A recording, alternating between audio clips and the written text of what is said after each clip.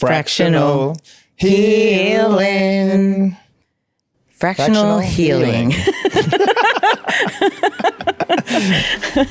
Ever get that feeling that your marketing isn't getting the strategic loving that it needs to grow? Fractional healing. That's your answer. Welcome to The Spark.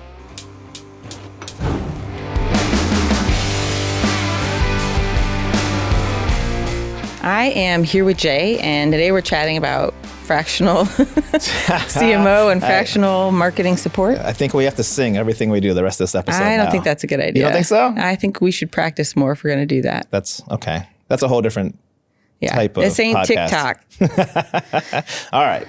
Ready? Jump in. Okay. So let's start at the beginning. Okay. Where I love to start. What is fractional CMO? Let's start there. Fractional CMO. It's funny you ask. I have the answers right here in my notebook. Perfect. So, fractional CMO, Chief Marketing Officer, but at a fractional level. So not a full-time employee, but somebody who can be on a retainer, right? Can help businesses.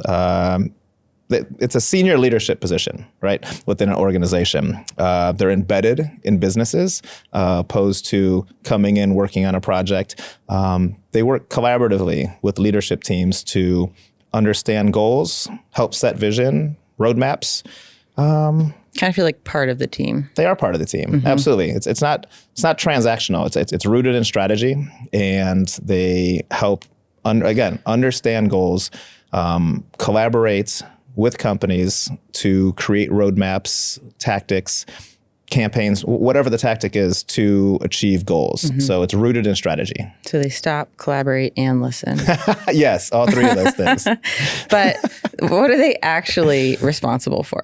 Responsible for strategy, alignment, focus, and prioritization, right? Where should people be spending their time, right? It needs to tie back to strategy. And they also help set budgets, work within budgets, and oversee production that's going on marketing teams, making sure that they marketing aligns with sales, for example. And more importantly, making sure that marketing, sales, and leadership are aligned. It's not an easy job. It's not an easy job, but I think having been in the fractional CMO role over my career, I think it's powerful that there's somebody who has a seat at the table, right, that can help make sure that things get followed through. Marketing sometimes can fall to the wayside. Marketing at times doesn't always have the loudest voice. Totally. Not that we need to be loud, but we need to be able to make sure that things are being followed through and that we tie things that are happening in a business back to our original goals. And I think that is one of the most powerful things that a CMO or fractional CMO can do to contribute to the growth of a business. Yeah, and that gives them more kind of accountability, whereas people are hesitant to spend money on services like this for marketing because CMOs are like the redheaded stepchild of the C-suite. People will spend money on a CFO. They get that right out of the gate. I've sat in this seat, and I'm not redheaded, but I understand what you're saying, and I agree. Again, one of the biggest things, I can't say it enough, but I'm going to say it one more time, is accountability to leadership, making sure that things are tied back to goals. And the great thing about the fractional CMO is that they're a fraction of the cost of hiring an in-house full-time executive. It's like a marketing pitch right in the name of it. How about that? See what we did there? Yep. Must work in marketing. So sometimes we work. Yeah. So there's a CMO, which is kind of a single advisor, strategic role. But sometimes you need fractional support in more of a, for the execution, more in a team space, which is kind of what our main bread and butter is as an agency. Yeah, absolutely. And I think people don't think of it that way, but it is access to a team of players that are flexible. They all have different expertise. You're stealing all my words. You can bring. I did not. I followed my notes. Okay, man, my notes are very different. But go ahead. I told you. You're on a roll. Sorry, I didn't mean to interrupt you. You totally did.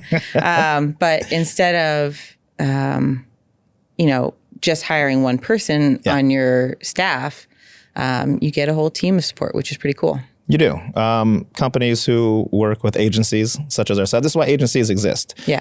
You can, if a business chooses to build out a full digital marketing team and put a full-time person into each seat of all the tactics that are in the toolbox, they're going to get broke fast, right? Yeah, it's really expensive. It's super expensive. So by working with an agency, you have access to subject matter experts in that toolbox. Well, yeah, a designer, a PPC specialist. You know, and I've worked with companies in the past and leaders in the past who, I think a lot of times it's a pride thing. They're like, no, I want to be able to have somebody down the hall that I could walk into their office, into their cube and say, I want this thing done. And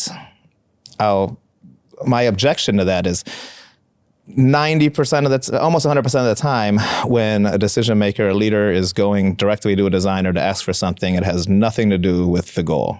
It's not helping, it's a distraction. So having that separation helps. There's a buffer there, right? And if we're working as a fractional CMO and a fractional team, then the fractional CMO who has a seat at the leadership team can say, hey, Bob, you're wasting time. Yeah. Like, and money. How does that, it's bright and shiny. It's a squirrel, right? But you're wasting our time. You're wasting your money.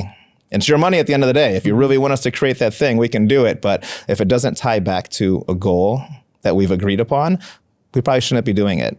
And not all ideas are bad, but maybe we parking lot it, right? Put in the parking lot. Let's come back to it. Let's talk about, can it fit into one of the goals that we've set? How does it serve the goals that we lay out? Yeah.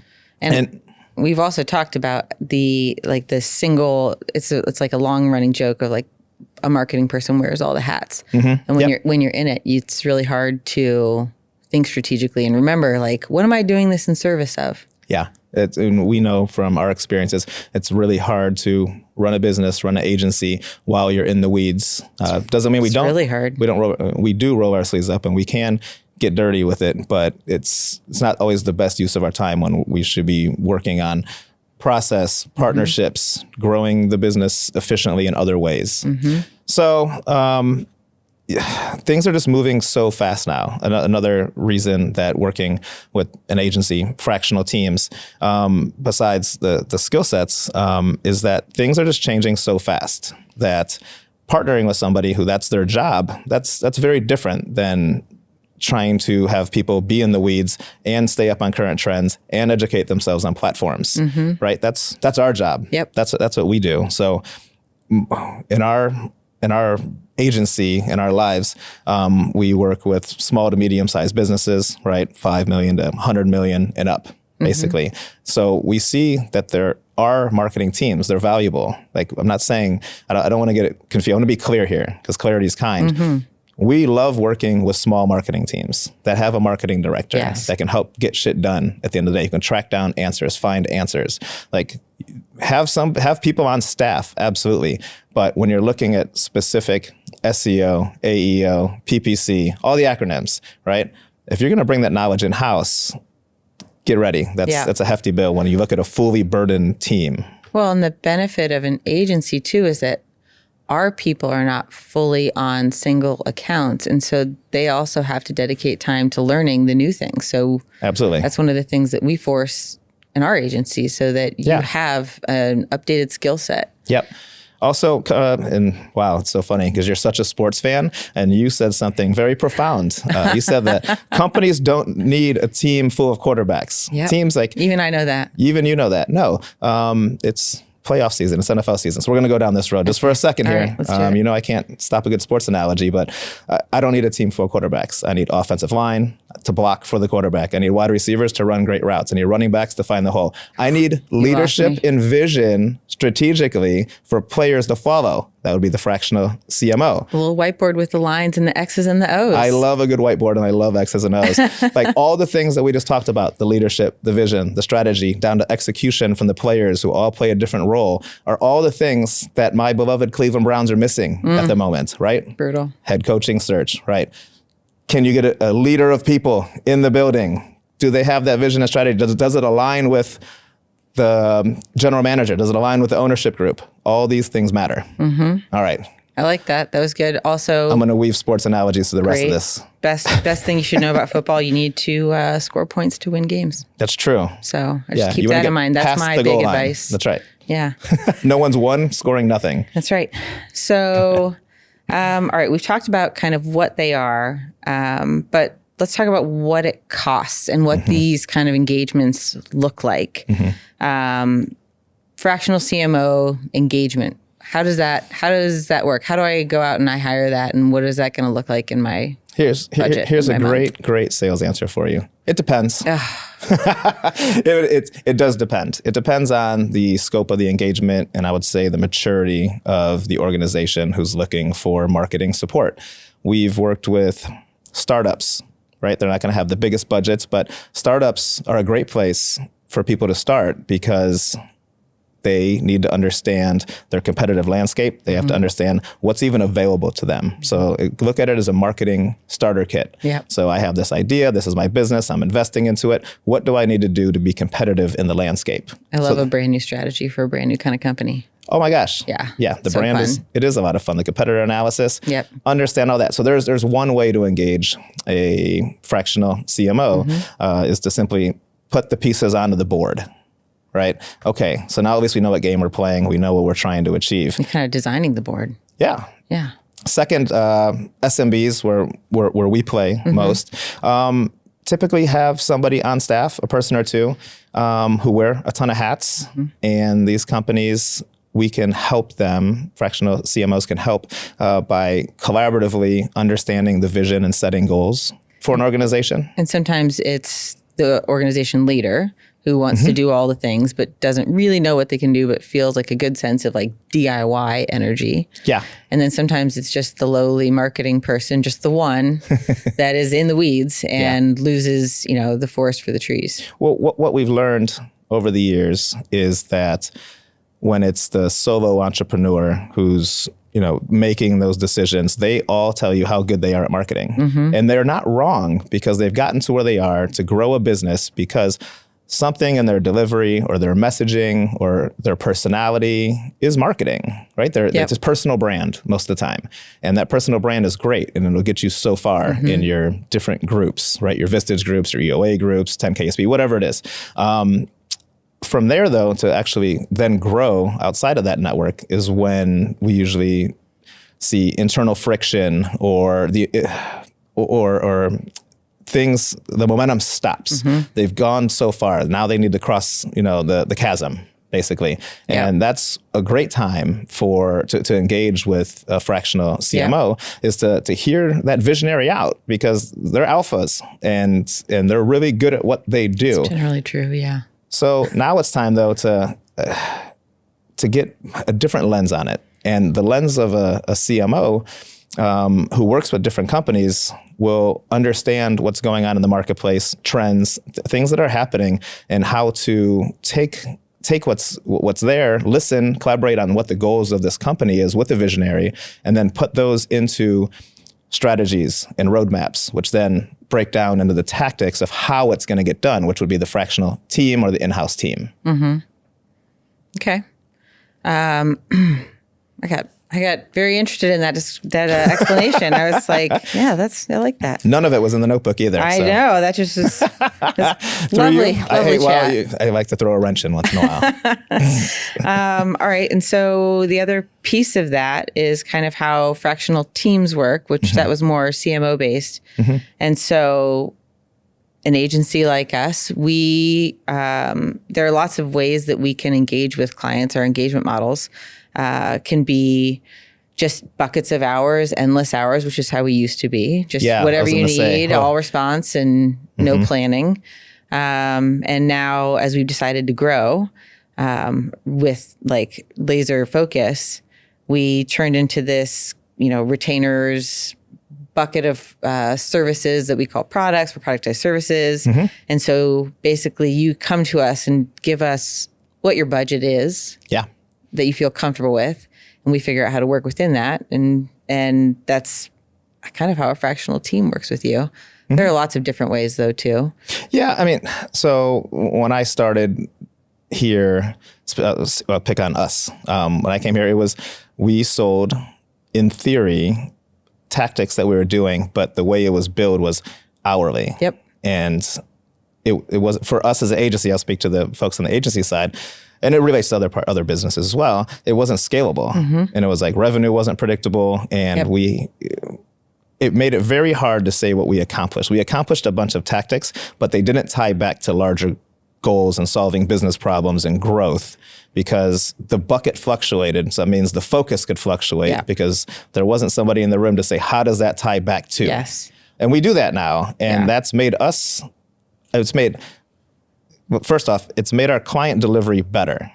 Which gets us more trust with clients because we're delivering and measuring and reporting back on the thing that we said we were going to do that tied to a goal. And when you see that growth, they're winning, we're winning, because now we can have more conversations of what other parts of your business can we impact? What else can we take off your plate for you so that you don't have to grow and add another employee? Well, we can do that at a fraction of the cost. And fractional. See? Totally. Good it keeps coming back. And sometimes we find like we get so good at a thing and then they take it in-house and then they let us say, like, look at some other part. Yeah. It's a whole new challenge. But we already are familiar with their business.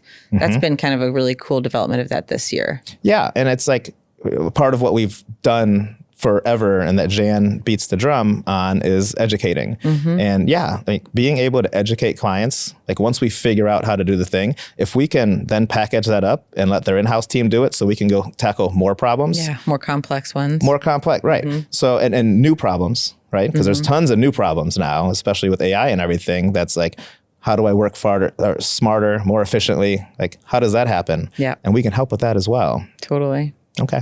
All right. And at some point, hypothetically, you're going to get to the point where you've grown your fractional budget to the point where it becomes comparable to what it would take to maybe staff someone full-time in-house, like your own marketing director, right? Yeah. And we're not afraid of that. Not at all. And actually, we've successfully helped businesses interview, vet candidates, right?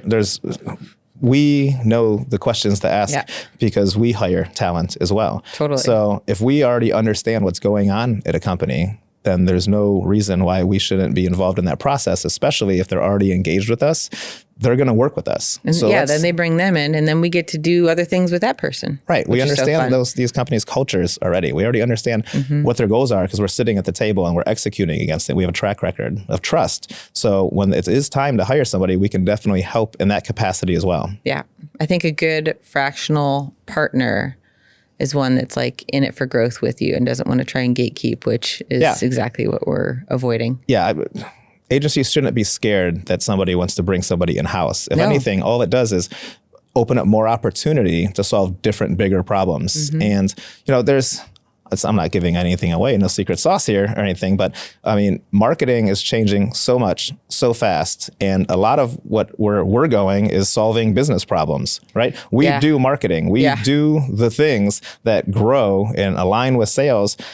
But if you go even further, right, because we talk about tech stack and making sure that you're even scalable, talk to your fractional CMO about what business problems do you have from a systems standpoint? Yeah. Like what is the thing you can't figure out how to do that would make your business super efficient and free up time so people can focus on the thing that they're freaking good at? Yeah. And not exporting reports from here and there and China. So we have AI. Like software development is totally different than it used to be. This is when marketing and development used to be so separate because development was its own animal, its own beast, but it's become with the tools and partners that are out there that an AI that now we can solve real business problems. Yeah. So that's another advantage of working with a CMO is that you should be able to feel that you can have that conversation with somebody who has seen ins and outs of other businesses. Right. Because a lot of these things... they tie together. And we work with tons of people who also are... maybe I'm jumping the shark here, but like every business is super unique. We understand that. And nobody does what that person does. We understand that as well. We hear it all the time. But the reality is like the principles and the foundational work that has to happen to make a company scalable are very similar. Yep. Totally jumped the shark. Well, that's all right. It's true and it's important. It's we're kind of we can do just the marketing stuff. Yeah. But a lot of times the marketing isn't going to really be as effective if the foundations it's built on aren't there, and if you can't track a lead to, from when we meet them until when we settle them, then it's going to look bad for us. So it only serves us and the client to let us look at some other stuff under the hood. Let's unpack that a little bit more. I mean, you're absolutely right. I can tell you, at Front Burner Marketing, that when we're prospecting and we're having early conversations, we're going to talk about what is their technology stack and what does their sales process look like. When does something that's an MQL become an SQL? And if they come back with we don't have a CRM, we are working out of an Excel sheet, or we don't really keep that information. When a lead comes in, we don't really know what happens. We don't know what happens to it. We don't have a process for that. We're not going to say no. We're going to talk about how can we help you build that foundation, and let's help you create processes so that you can grow. And now, if they're not interested in that, then it's not a fit. It's just simply not a fit, because they're not going to pay us for work. They're going to pay us for a quarter, maybe even 2 quarters, maybe even a year. And then eventually someone's going to say, where's my ROI? What the hell did I spend all this money on? And I'm going to say, well, we gave you, here's a bunch of form submissions. We think that these 20 a month are good leads. What'd you do with them? What do you mean, what do we do with them? I don't know. Where did they go? Who called them back? Did they close? I'm not your sales guy. Sorry. I can't. If I can't put a number to that, if we can't quantify that, we're just all going to fail and it's going to be miserable. So we're setting ourselves up for failure by not talking about that in the beginning. So anyway, I digress. Okay. All right. So we've talked about what they do, benefits, costs, how it looks. Why would someone be hesitant to hire this role or like an agency? I think it's a big part of it's the great unknown. I think there are people who don't know that this is available, right? They look at that. Like fractional CMO on its own. Right. I don't even know what that is. Right. They understand that I can hire somebody, an executive full-time, who's going to sit in that seat, and they are like, that's big dollars. And we're not ready for that. It's usually what it is. It's already hard enough on the marketing budget, right? Everyone's pulling out of that budget. So I think that's part of it, is lack of being educated on what's available out there, what's available. What's funny, though, is fractional CFOs, it's like everybody has a fractional CFO, of course, right? Because that's handling the monies. Yeah, you're not just going to try and do that yourself. And we're the fractional CMO. We're here to help grow the monies, right? I told you, redheaded stepchild. Yeah, you were right. You were right. I think another thing would be, people would be concerned about continuity. So what happens? We hire somebody fractional. Long term, what happens if that person leaves or we go a different direction? They don't know me. They don't know my business. Well, we can learn. We're good listeners. But from the continuity standpoint, I want to phrase this properly. A fractional CMO worth their weight in experience and ethics shouldn't be trying to make a company dependent on them. Right? On them, on the person or that agency. Part of this whole thing is growth. They're hiring a fractional CMO or a full-time CMO because they want to grow. Well, part of that responsibility then is going to be documenting process, building these things, collaborating. But the knowledge sharing should off the rip just be like, this is how we do business. We're creating this so that when we'll pick on me, when I either move on or grow in this role, that somebody we can help hire to fill these responsibilities has a playbook already when they get there. So we're helping them create that. So it's not to create dependency, but it's to make the business stronger. And when done right, the continuity should be the strength. It shouldn't be a risk. So people are scared of it, but a good partner wouldn't leave them hanging like that. No. Okay. Trying to think if there's anything else. Just general misunderstandings of the role, right? This is a strategic leadership position. It's not doing the tactics. That'd be the fractional team would be executing against the plan, but the fractional CMO, it's a leadership position.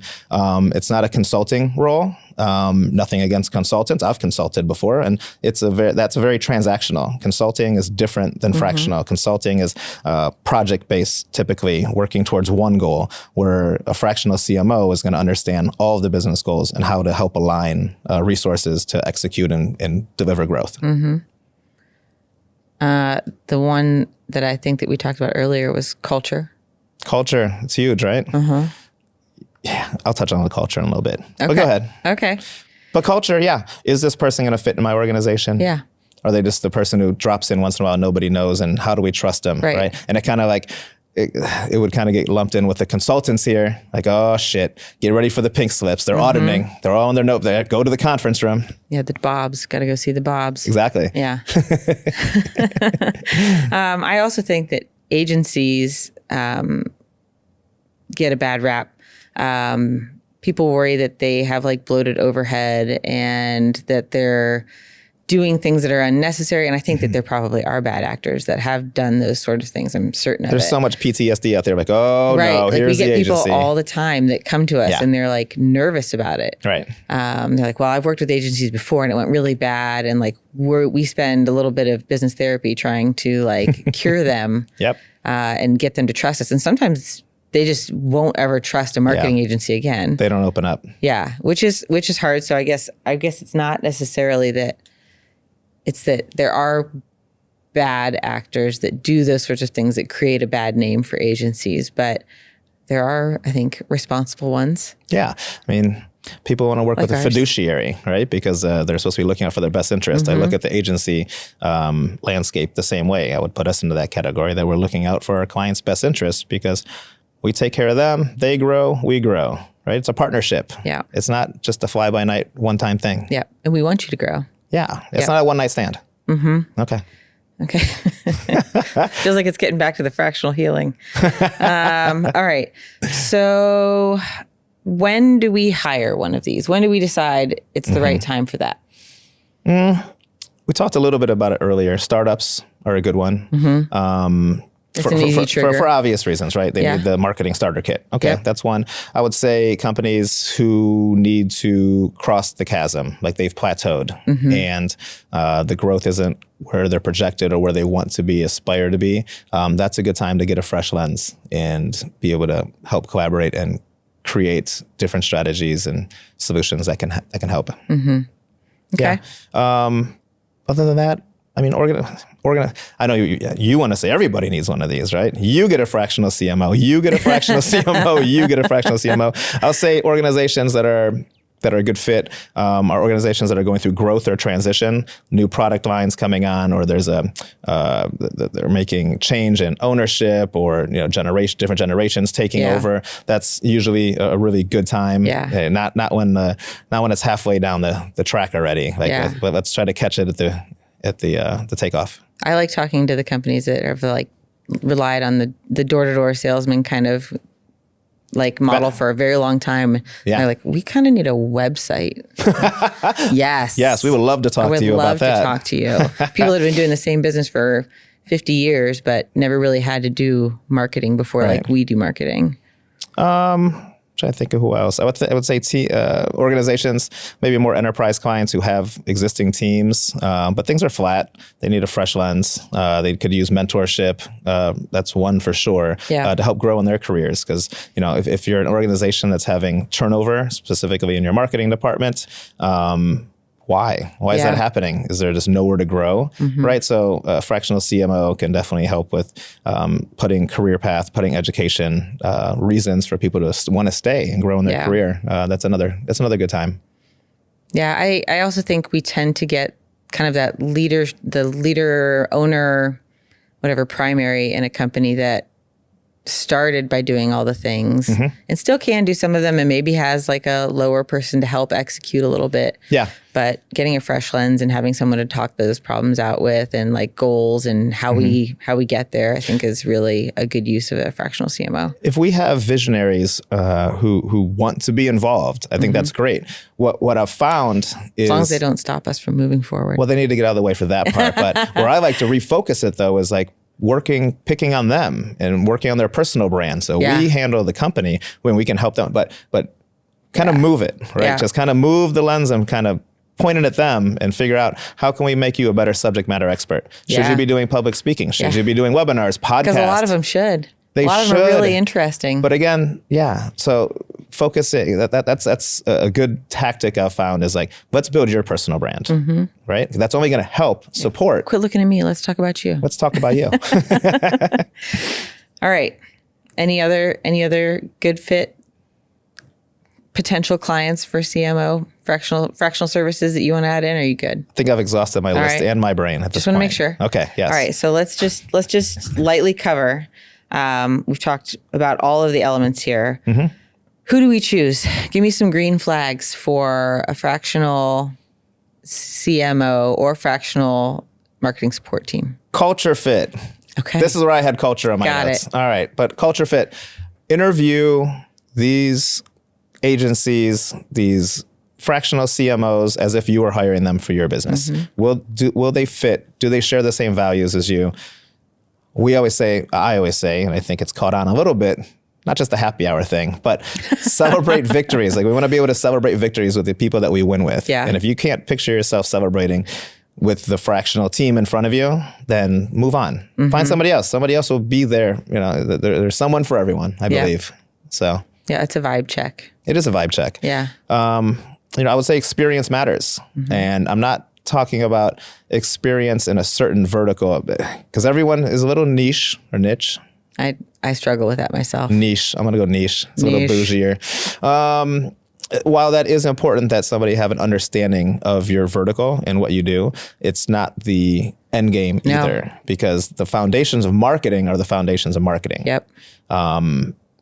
Yeah. I've never sold this widget before, but I bet I could get you going. Yeah. I bet we can figure it out together. Yeah. Right. What else? Look for those who want to share their clients with you. What I mean by that is not just a testimonial that's written on their website, right? That could be 10 years old. Totally. To be fair, I think we probably have a couple that are we need to clean that up. I was just thinking. But, somebody who will say, you know what, I think you should have a conversation with these 3 clients of mine. And they will really tell the story about who we are. Yeah. I think that's powerful. And if we're not doing a good job, there's no way I'm going to offer that up. I would also love to ask, how long have you worked with your clients? How long are your client engagements? Yeah. Because you could have a nice set of logos on your website. Everybody loves to fly the flags. But were they just one-off projects? Right. It's we have long-term clients. Oh my gosh. Yeah, we do. It's pretty cool. I've worked at agencies where it's there's Churn a and Disney burn. logo. There's a GMC or Chevrolet logo. Yeah. And I was there for 7 years and I never saw those people. And they're like, well, once upon a time, we did a thing for them. There was this one thing. Oh my gosh. And I was just like, well, is there anybody there I can contact? Should we get future work from this? And they're like, no, I think that ship's sailed. No, that bridge, bridge is burned. Yeah. But the flip side of that, things to avoid. If someone's trying to come in the door and one size fits all type of approach. Oh yeah, we got Red this. flag. We know what to do. I'll get you 10,000 LinkedIn followers tomorrow. Yes, that is a trick. That's a trick. That's something they figured Sleazy. out how to do. I feel dirty just saying it. Yep. Yeah, that's one for sure. Yeah. Assholes. Don't work with assholes. I like that. That should have been rule number 1. Don't work with assholes. I had a red flag of they just jump in and start doing the work and they're not talking to you about what your goals are or taking a look at your systems and what you've got. Yeah. That's bad. That's bad news. They're just going to do what they want to do and not listening to the needs of the business. It really, it aligns with something that we talk a lot about, that there's a lot of agencies that can paint pretty pictures. That's awesome. But does it drive revenue? How do you measure the success of that pretty picture? It's the same thing. If people don't understand what you're trying to do, what you've done, where you've been, how are they just going to jump in and start doing shit? Yeah, it doesn't make sense. No. That's one of my green flags too, is swearing. Yeah. I think that's an immediate green flag for me. If we can swear in a meeting, I'm very happy. Okay, I'm gotcha. this is going to be a good thing. All right. Any other ones? You covered a good list of red and green flags there. Red flag, green flag. Okay. All right, green flag, go. Take us home. All right.